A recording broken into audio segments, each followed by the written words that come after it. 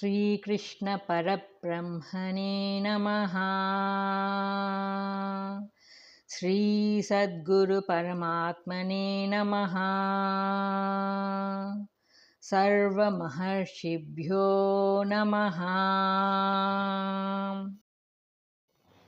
Having spoken of Gnanam, the Lord explains the Gneyam, that which is to be known, in 6 verses. 13th Shloka. Gneyam yat pravakshyami yat gnatva nutamashnute anadimat param brahma nasatanna saduchyate. Substance, that which is Brahman, to be known, knowing which man attains immortality. That Brahman, I will tell, that beginningless supreme Brahman is not said to be existence of non-existence. Commentary. From this verse onwards, in 6 verses, the Lord explains the nature of that which is to be known, the supreme Brahman. The former verses 8 to 12 dealt with the knowledge and its qualities. But that is not enough. Knowledge of what? What is it that the man of wisdom knows? What does knowledge lead to? What is that to be known? These questions are answered now by the Lord. Having abandoned bad qualities, the aspirant acquires good qualities, and then abandoning both, he attains the supreme Brahman. This is the state of perfection. All the other states are imperfect. Some of the religions are content with the teaching of ethical principles and moral code of conduct. It is good in itself, but that is not enough. The aspirant should purify himself by ethical conduct and then find his identity with the Supreme. That is the ultimate goal. There is no resting ground anywhere below that state. Therefore, in the Gita, the Lord takes his disciple to the highest rung of the spiritual ladder and leaves him there. The Advaita realization of Nirguna Brahman. The Gita explains Dvaita, Visishtadvaita, and Advaita one after another, and so it is said to be one complete spiritual Shastra. Pravakshyami. The enthusiasm of the Lord in this spiritual teaching is indicated by this word. Amritam Ashnute. The reward of the Brahman is stated even at the beginning. The reward is immortality. Knowing this, the seeker is inspired with zeal to move forward towards the goal. Immortality, moksha, perfection, that is the reward. Why should man cling to wretched, perishable stuff and exhaust his precious life in animal activities when there is perfection awaiting him at the end of the sadhana? Nasaduchyate. The Supreme Brahman is not an object of sense perfection. That is the idea of na sat, non-existence. It does not mean that it has no existence. A body exists, and when it dies, it ceases to exist. This is true of all objects. But Brahman is not said to exist or not exist in this sense. It is beyond existence and non-existence. 14th Shloka. Sarvatah panipadam tat sarvatokshi siromukham sarvatah shrutimalloke sarvamavruchya tishtati. Substance.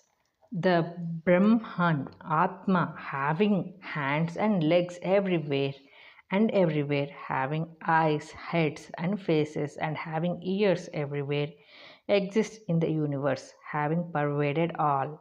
Commentary. Brahman is described as having eyes, ears, hands and feet, etc. everywhere and as pervading the entire universe. All that man does is witnessed directly by Paramatma, and so it is man's duty to follow dharma in his life and conduct. Every thought generated in the mind is known to Paramatma, and so whatever is thought of by man should be pure and good. Where is God? The answer is He is everywhere. This verse states the Saguna aspect of Brahman.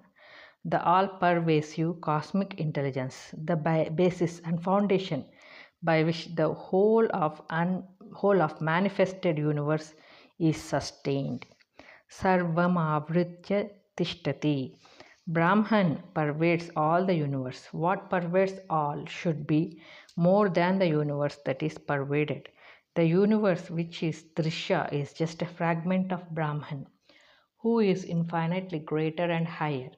So instead of clinging to Drishya, one should take refuge in Drik Paramatma.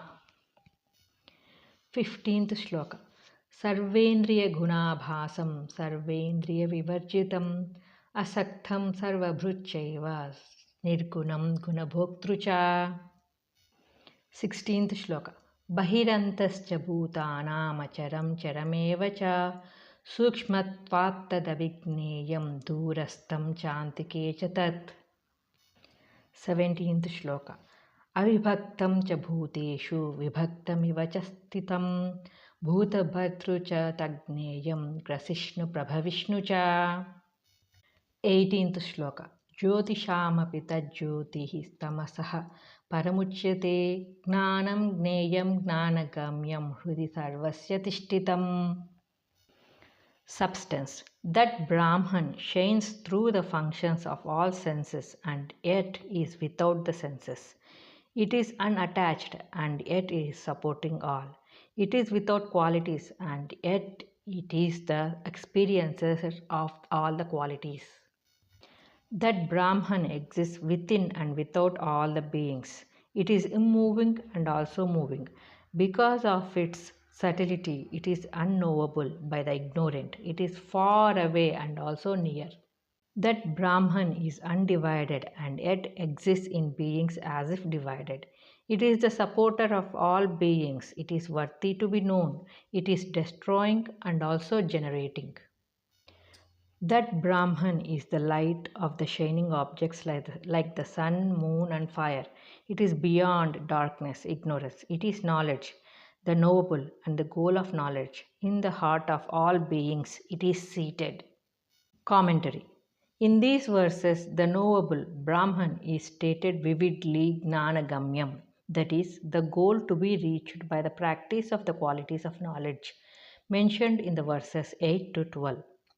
The Supreme Brahman is known only to those who possess the qualities of knowledge, but the qualities themselves are not the goal.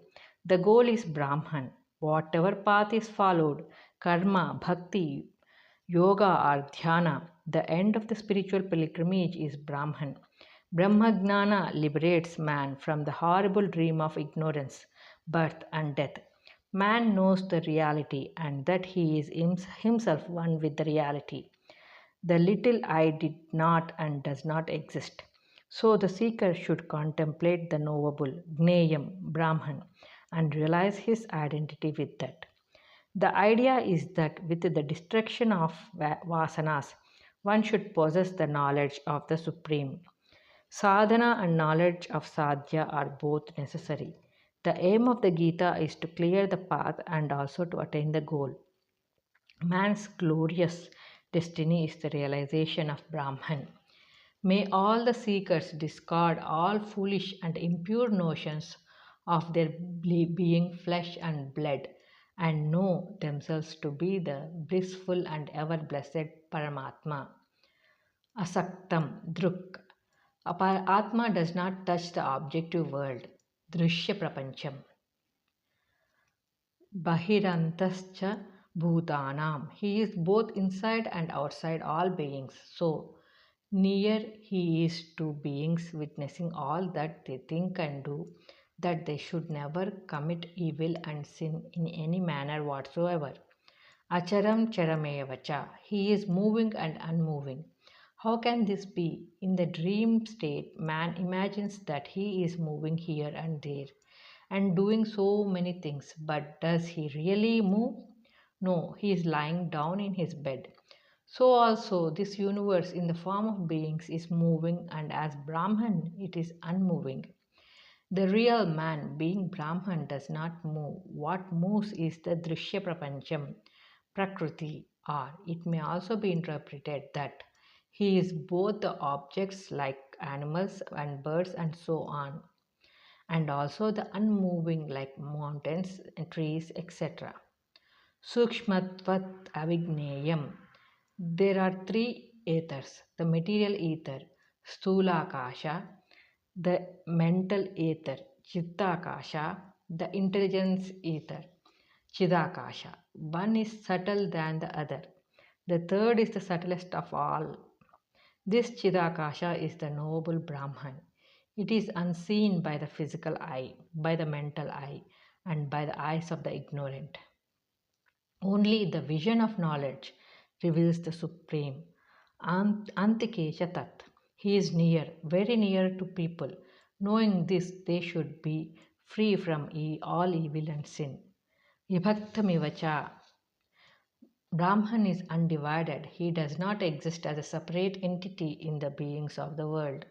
It would be absurd to think that each man has a separate Brahman of his own. It is the one being who is present in all. On account of avidya, it appears as though he is divided. That is why the word iva is used. In a part of water, in the river, in the ocean, the sun's reflection is seen differently, but the sun is only one. Exactly in that manner, the one Brahman who is shining through the millions of beings appears to be divided, but is not really divided. Like the string keeping together different flowers, he exists all alone, sustaining the manifold universe. Brahman being infinite, there cannot be any separateness or division in him. The aim of spiritual sadhana is to know that one in this manifold universe of name and form. Bhuta Bhatri cha Grasishnu Prabhavishnu cha. He is the supporter, the creator, the destroyer. He is Brahma, Vishnu, and Shiva. Tamasaha Param. All these worlds, mind, buddhi, are in the realm of avidya. This ignorance is itself darkness. The Lord is beyond the darkness of avidya. Avidya varnam tamasaha parastat. 8th chapter, 9th sloka. Gnanam, Gnayam, Gnanagamyam. The first word Gnana stands for knowledge. The second word Gnayam means Atman. The third is Gnanagamyam. Here the word Gnanam stands for qualities like humility, etc., which leads to the understanding of Brahman. Gnayam is that which is to be known, the knowable, the supreme Brahman. This alone takes man beyond samsara. No other knowledge can achieve this liberation for mankind. How then to realize God? Certainly, the answer is by the full possession of the qualities of Gnana like Amanitvam, Adambitvam, etc. There is no other way. Let the seekers be perfectly clear about this point and strive hard to cultivate every one of the divine virtues. Hrithi Sarvasya Vishtitam. He is in the heart of all, from worms and germs into Brahma, the creator. The Lord is present in every being, in the moving and unmoving. There is nothing where he is not. This being the highest truth, each one can realize him in his own heart. Whether one looks out at the manifested universe or looks within at the Atma, the same Brahman exists. There cannot be any distinction of high or low or big or small. Everyone can hope to realize him, whoever he is and wherever he may stand in the scheme of things. Question: what is the nature of Gnayam, Param Brahman? Answer: that Brahman having hands and legs everywhere and everywhere, having heads and faces and having ears everywhere, exists in the universe. It pervades all the universe. It shines by the functions of all the senses. It is without the senses. It is unattached. It supports all. It is without the three qualities: sattva, rajasa, tamas. It is experiencer of the qualities. It exists within and without all beings. It is unmoving and it is moving. It is unknowable to ignorant because of its subtlety. It is far away, it is near, it is indivisible but exists as if divided in beings. It is the supporter of beings, it is worthy to be known. It is destroying and also generating. That Brahman is the light of the shining objects like the sun, the moon, and the fire.